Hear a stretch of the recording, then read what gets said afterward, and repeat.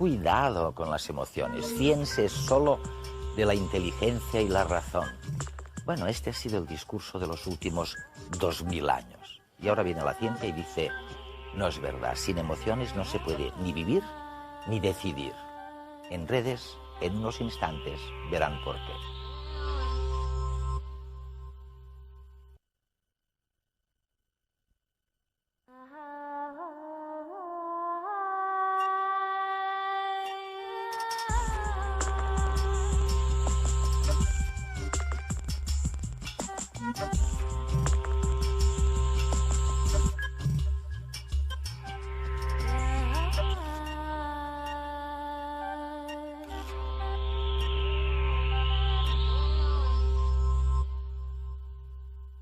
Había que prohibirlas, ni hablar de ellas. Lo importante era la lógica y la razón. Las imágenes de la felicidad, de las emociones, lo distorsionaban todo. Y ahora resulta que la ciencia nos dice exactamente lo contrario. Sin emociones no se puede sobrevivir. Las emociones están al comienzo y al final de cada proyecto. Es muy malo dejarse controlar por las emociones, pero es peor no tener emociones. ¿Es posible enfrentarse con tranquilidad a una bestia que está a punto de atacarnos? A menos que uno sea domador profesional, sentir miedo es inevitable y necesario. A lo largo de muchos siglos hemos creído que las emociones eran obstáculos. Filósofos clásicos e investigadores académicos popularizaron la idea de que las emociones son inútiles o que entorpecen nuestra vida y nos impiden ser racionales. Hoy sabemos que este punto de vista es erróneo. Somos seres emocionales, incluso mucho antes de que el Homo fuese sapiens. Las emociones existen hace millones de años simplemente porque han resultado útiles para la supervivencia. Vivir sin ellas es una sentencia de muerte y la ciencia lo comprende cada vez mejor. Experimentamos emociones cuando sentimos que algo importante nos está sucediendo o puede suceder. Gracias a la reacción emocional, nuestro cuerpo y nuestra mente se preparan automática e involuntariamente para responder a esta situación de la mejor manera posible. El miedo, por ejemplo, tonifica nuestros músculos para correr con más fuerza y enfoca nuestra mente solo hacia la fuente del peligro o hacia las posibles vías de escape, excluyendo todo lo demás. La alegría ante un hecho positivo nos condiciona a intentar repetir esa situación favorable en el futuro. Y la repugnancia nos impide comer alimentos en putrefacción por más que estemos famélicos, evitando así una infección. Las emociones afectan nuestra manera de ver y pensar el mundo. ¿Pero lo hacen negativamente? Está demostrado que las emociones influyen en la atención, en la memoria y en el razonamiento lógico. Veamos cómo. Suele decirse que las emociones nos distraen. Sin embargo, su efecto es justo el contrario. Las emociones nos apartan de un pensamiento determinado solo para hacernos prestar atención a otro que emerge como más importante. Nuestro cerebro no está hecho para recordar el 100% de lo que se le presenta. En este caso, las emociones intervienen en la memoria como un criterio excelente para determinar qué datos recordar. Creemos que las emociones son perjudiciales a la hora de tomar decisiones. Sin embargo, algunas decisiones podrían tornarse en disquisiciones eternas. En estos casos, resulta más eficaz que intervengan las emociones para poder ser expeditivos.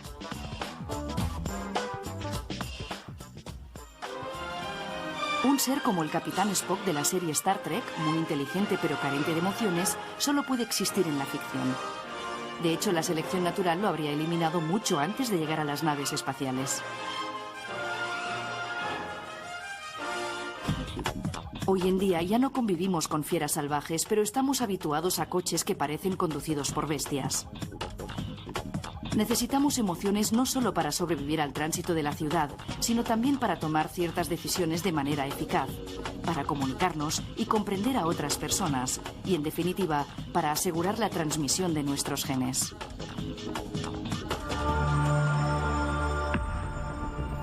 Después de 30 años investigando la universalidad de las emociones básicas, Paul Ekman es una de las personas que más sabe del mundo acerca de cómo expresamos nuestros sentimientos. En redes viajamos hasta San Francisco en busca de sus hallazgos, que hoy en día se emplean en campos como la detección de mentiras o las películas de animación.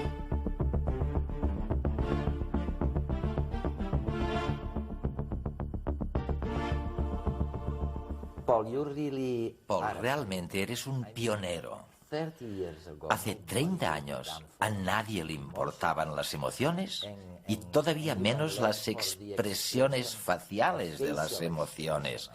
Seguramente nadie se había ocupado desde Darwin y William James.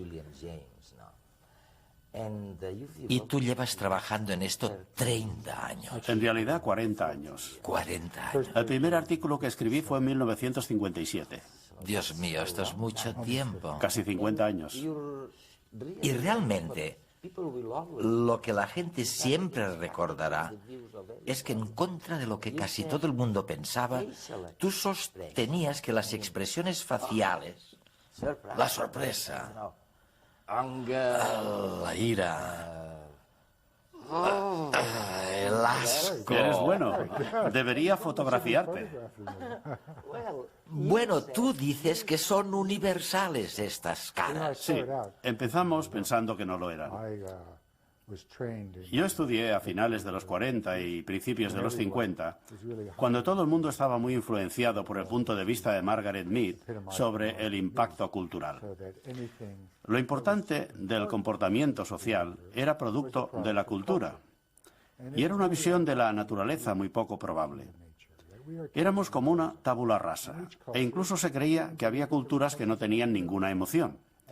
Las expresiones no existían porque eran un invento cultural, y yo también creía en esto. Y no acababa de creérmelo. Pero como me había educado en este sistema, pensaba que tenía que ser lo correcto. Pero conseguí que me financiaran un proyecto en el que tenía que investigar si las expresiones y los gestos eran universales o específicos de una cultura. Yo empecé pensando que demostraría lo que decía Margaret Mead, pero lo que encontré era justo lo contrario. De manera que soy un científico cuyos descubrimientos han cambiado mi forma de pensar. Pero resulta que son innatos y que ocurren en todas partes. Está claro que no podemos estudiar todas las culturas. Estudiamos 21 culturas que eran literarias y 2 culturas que no habían estado nunca en contacto con el mundo exterior. Creo que esto es suficiente para poder establecer generalizaciones, particularmente con las culturas aisladas visualmente preliterarias, ya que no podían haber aprendido por medio de contactos con otras culturas. Y nunca habían visto fotografías, revistas, periódicos, televisión o películas. O sea que cuando se está allí se pregunta, ¿qué cara pondrías si te dijeran que se ha muerto tu hijo? Y ponen la misma cara que en cualquier otra cultura, es completamente convincente. ¿Y qué me dices de los gestos simbólicos? Darwin también tenía razón, ya que se aplica a la cultura. Esto, en Estados Unidos, quiere decir que eres el ganador. Pero en Rusia quiere decir amistad. Es decir, que tiene un significado completamente distinto. Los italianos hacen esto para el teléfono y nosotros no tenemos ninguno. En Alemania hacen esto para tener buena suerte y nosotros hacemos esto. Aquí tenemos un lenguaje corporal auténtico. Y la cara también es un sistema de señas. Y es el mejor que tenemos para las emociones. Un sistema de señas universales involuntarias. Es decir, que es muy valioso porque no lo hacemos a propósito. Pero muchas de las expresiones sí que se pueden hacer deliberadamente, lo que nos puede llevar a que una cara nos engañe. Todo el mundo puede hacer una sonrisa, pero hay unas diferencias muy sutiles que te puedo mostrar entre una verdadera sonrisa de disfrutar y una sonrisa social, que es la que tenemos que poner cuando en realidad no estamos disfrutando. Como la que ponen los políticos. Por ejemplo. Pero en algunas ocasiones somos unos artistas muy buenos, y ya sabes que los actores están en el límite entre la verdad y la mentira, porque un buen actor consigue llegar a identificarse con el papel que interpreta. Y mientras lo está interpretando, esto lo hemos investigado, su fisiología es la misma que si estuviera sucediendo. Esto sucede con los buenos actores, y es por esto que nos llegan a emocionar. Aristóteles dijo que nos emocionamos cuando vemos la tragedia, y llegamos a tener miedo porque lo que vemos no es una representación simbólica, sino que estamos viendo a unos actores que en realidad son capaces de generarlo. Lleva mucho tiempo de ensayos y de habilidad. Pero con mucha escuela se puede llegar a conseguir. Se puede ver y sentir. ¿Para qué sirven las emociones? Bueno, yo no las diseñé, de manera que el científico tiene que hacer las preguntas de qué sucede, cuándo y cómo. Y no hay mucha gente que haga la pregunta de por qué sucede, porque es muy difícil obtener una respuesta científica. Te puedo ofrecer mi teoría, pero solo es la mía. Y las pruebas funcionan con la teoría en este momento. Pero no es más que una teoría, no es un hecho. La universalidad es un hecho. Pero, ¿por qué es el sistema de señales universal más importante que tenemos para informar a otros miembros de otras especies de lo que nos sucede? Me imagino que durante el curso de la evolución era útil para las personas, porque podía informar a los que me rodeaban de cuando estaba enfadado para que se alejaran. Y también por mi cara de miedo cuando había algún peligro, un predador. Cuando me lo paso bien, quería decir que quiero más. Y cuando lo estoy pasando mal, quiero que me ayuden. Incluso ahora que en el siglo XXI tenemos unas vidas más individuales y pensamos que quizá es mejor no saber cómo se siente todo el mundo. Durante toda la historia de la evolución ha sido justo lo contrario. Ha sido muy útil, ya que de otra manera no existiría. Pero es porque soy un darwinista y tengo que escribir la información que se espera de mí.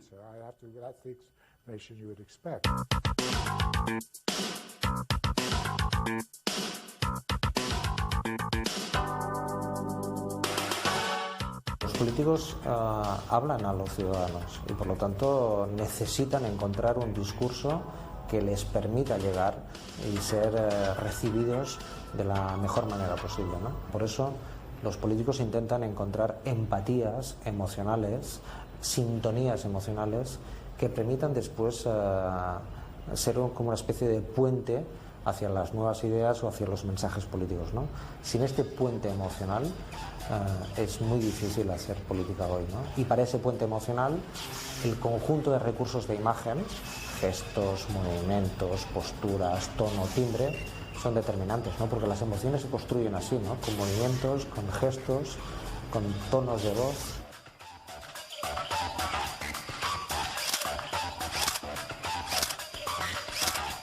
En esta escena histórica hay tres personajes, pero hay un gran dominador de la escena. Es Arafat, que con su gesto siempre lleva la iniciativa, con su firmeza de posición y de postura, consigue girar toda la situación y todos los personajes hacia él, ¿no? En la escena hay un detalle interesante, y es que Rabin lleva los papeles de su discurso arrugados en su mano izquierda, que es un gesto de inseguridad y de timidez y también de desconfianza.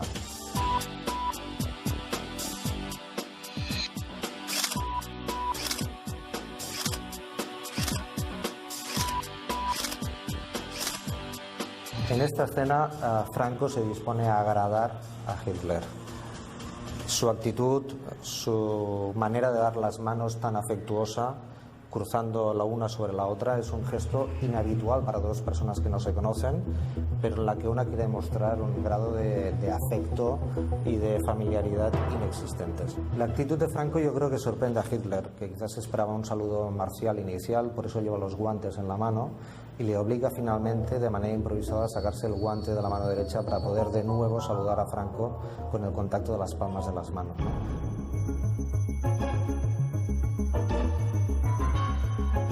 En su intención de agradar, Franco es consciente de la gestualidad militar hitleriana, ¿no? Tiene el brazo permanentemente a punto, está totalmente rígido, dispuesto a saludar marcialmente a las tropas alemanas como se merece la situación histórica, ¿no?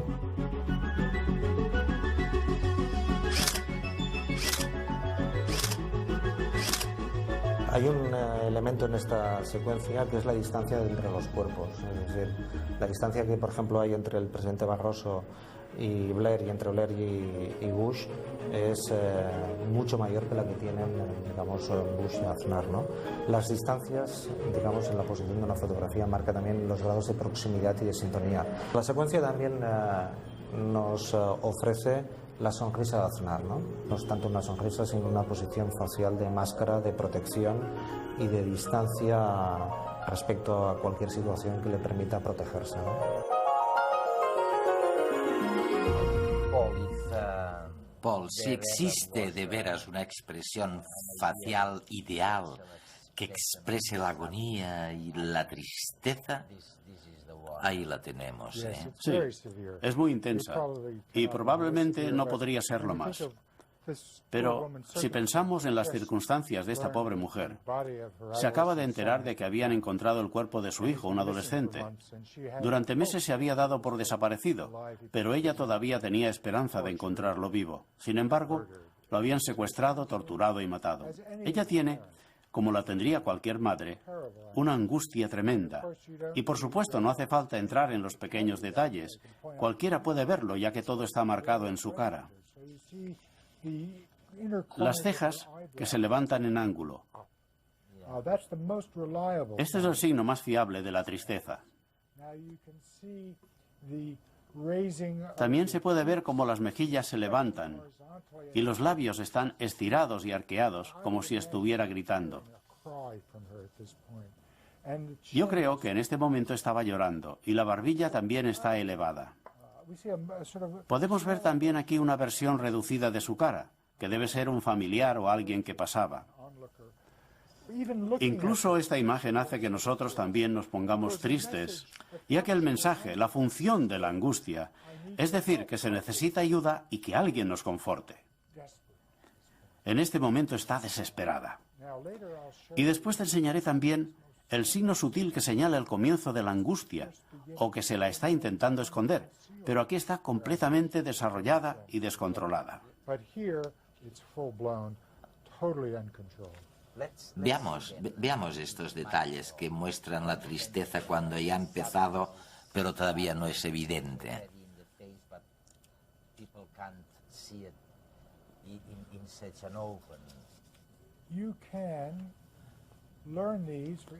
Lo podemos ver para cada emoción.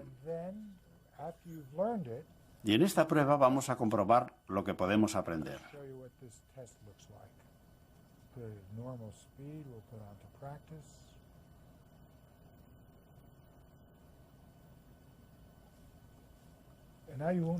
Ahora aparecerá una imagen, pero yo no sé cuál es.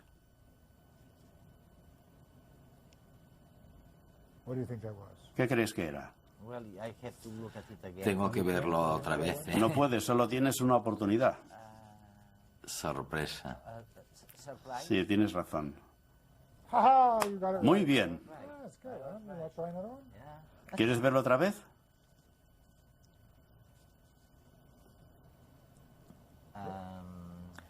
Pues no sé. ¿Cómo lo llamarías eso? Asco o... ¿Quieres verlo otra vez? Vamos a ver. ¿Sorpresa de nuevo? No. Ahora aparece la respuesta correcta, enfado, y la vuelve a mostrar. Cuando se hace esta prueba se puede ver cuando se ha acertado o no. Y después de haber hecho unos cuantos se pueden identificar en un momento. Esto es sorpresa. Aquí tenemos la sorpresa. Las cejas están elevadas, los ojos están elevados y muy abiertos, y está boquiabierta. Esta es una fotografía con mucho grano de un periódico. El fotógrafo no esperaba tomar la foto de una mujer cayéndose. Estaba haciendo acrobacias en lo alto de un edificio y él la estaba enfocando cuando ella perdió el equilibrio y se cayó. Obtuvo un premio de fotografía y, por cierto, ella sobrevivió a la caída.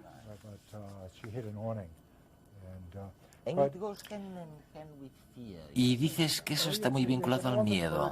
La sorpresa es la emoción más corta, porque tenemos que estar sorprendidos hasta que sabemos de qué lo estamos. Siempre se trata de algo inesperado, y después se puede estar o aliviado, o divertido, o con miedo. Muy a menudo se siente miedo, porque a menudo las cosas inesperadas nos suponen una amenaza. Paul, ¿y cómo es que algunas personas disfrutan con el miedo e incluso del terror? Cualquier emoción se puede disfrutar, y hay gente que disfruta incluso con las emociones negativas. Por ejemplo, a mí no me gusta llorar, pero hay gente que quiere leer novelas que les hagan llorar, o quieren ir a ver películas que les hagan llorar. Hay otros a los que les gusta sentir miedo, como son con las películas de suspense, que cuando voy a verlas yo estoy sentado al borde de la silla y cuando miro las caras de los que me rodean, todos tienen caras de miedo. Pero por supuesto no es verdad. No se corre ningún riesgo y es como un ejercicio emocional. Hay otros a los que les gusta sentirse enfadados y ven películas como Rocky o películas de boxeo. Hay muchos niños que les gusta sentir asco. Hay toda una industria que fabrica juguetes asquerosos con olores desagradables para niños. Y también hay adultos a los que les gusta sentir asco. También hay a quien le gusta sentir desprecio o sentirse superior. Hay gente a la que no le gustan las sorpresas y si les organizas una fiesta sorpresa te dicen no se te ocurra volverlo a hacer. No me gustan las sorpresas, me gusta saber qué es lo que va a pasar.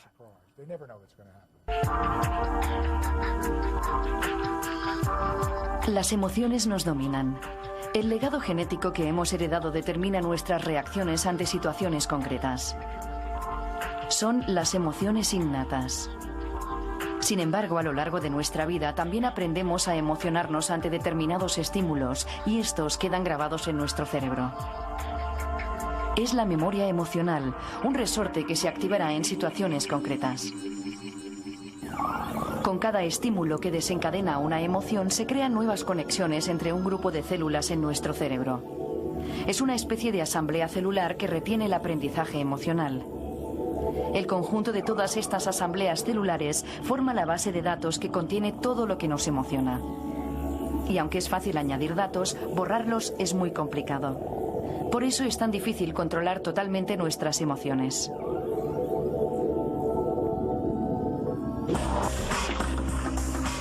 Este proceso se produce de manera inconsciente a un nivel cerebral muy primitivo.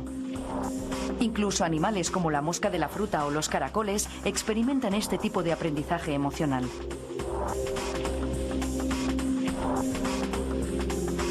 Pero solo si el organismo posee un cerebro suficientemente evolucionado será consciente de la emoción que está sintiendo. En otras palabras, en animales con un nivel de conciencia alto, como los humanos, las emociones y sentimientos son consecuencias conscientes de procesos inconscientes. Una diferencia básica entre un cerebro evolucionado y otro más primitivo es la capacidad de distinción entre realidad y representación. Este solo se da en animales con cerebros suficientemente desarrollados como los humanos, y su funcionamiento es así. En primer lugar, nuestros ojos ven una fotografía que da miedo. La información pasa desde los ojos al tálamo, donde es procesada y redistribuida inmediatamente a la amígdala. Esta rápida conexión permite que el cerebro active los mecanismos que preparan el cuerpo para afrontar el posible peligro. Paralelamente, la corteza cerebral también recibe la misma información procedente del tálamo. Esta conexión se produce más lentamente y la corteza tiene más tiempo para analizar el mensaje detenidamente. Así puede determinar que no existe el peligro, ya que tan solo se trata de una fotografía. De nuevo, esta información, una vez analizada, se transmite a la amígdala. Como la corteza ha determinado que es una falsa alarma, la respuesta de miedo se detendrá. Pero como en todo lo demás, nuestros genes también condicionan este proceso.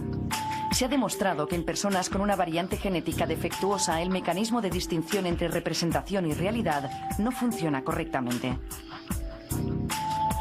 Esto supone que se genere un estado de ansiedad a partir de una amenaza irreal.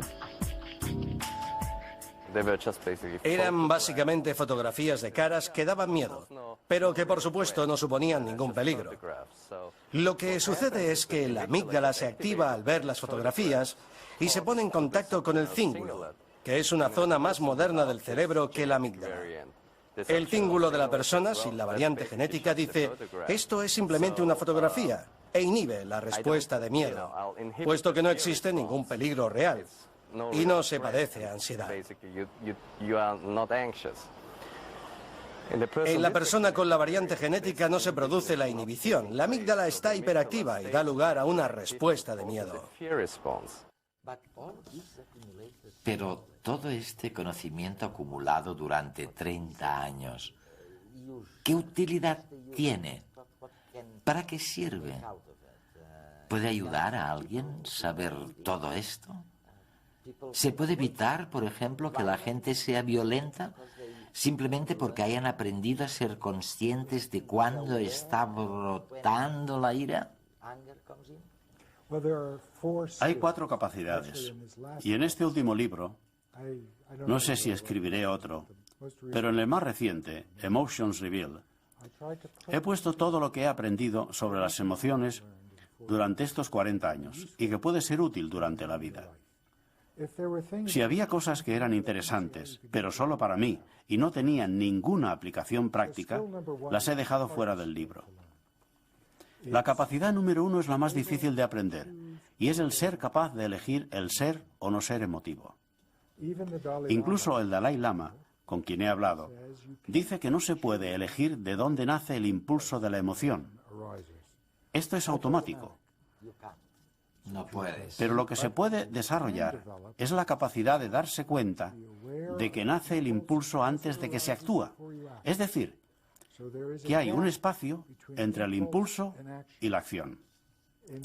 En casi todos nosotros este espacio es muy pequeño, pero se puede ir ampliando para adquirir esta capacidad, aunque sea en ocasiones para decir, no quiero responderte con enfado a tu enfado, o voy a hacer esto y no me va a superar la sensación de miedo. Es duro, porque se está actuando en contra de la naturaleza, ya que no quiere que haya interferencias en ese punto. En la vida cotidiana todo eso es muy difícil de aprender, ¿no? Pero si se quiere, se puede. El primero es el más difícil, y la capacidad segunda es cuando se está emotivo, pero se puede elegir cómo es el comportamiento cuando se está emotivo. Me enfado con mi mujer. Regreso del trabajo y me dice que por qué me he vuelto a olvidar de hacer la compra. He hecho la compra y está ahí. ¿Por qué se enfada?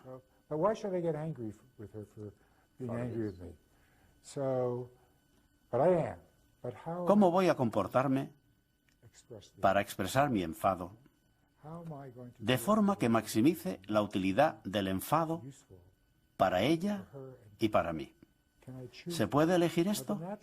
El impulso natural, desgraciadamente, cuando se está enfadado, es herir a la persona con la que se está enfadada. Y eso hace que se destruya todo y que las cosas vayan a peor.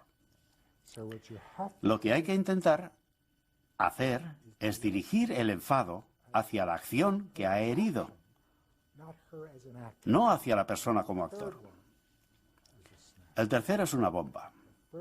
Los 2 primeros son duros y hay que trabajarlos de forma continuada, pero mejoran la vida. El tercero es aprender a ser más sensibles a las emociones de otros. Si tengo una emoción que es completamente visible en mi cara o en mi voz, no hace falta aprender a reconocerla. Pero a menudo las emociones se esconden o son tan sutiles que no se ven.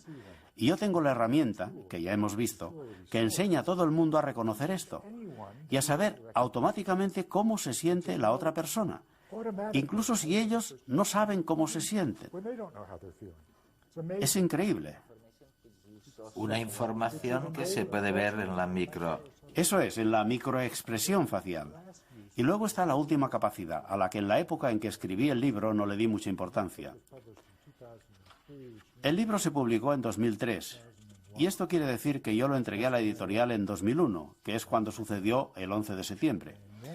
Y en la actualidad trabajo casi por completo y aplico mi trabajo a la seguridad nacional, para intentar disminuir el número de errores que se cometen cuando se hacen los interrogatorios y las investigaciones, y para aumentar la exactitud.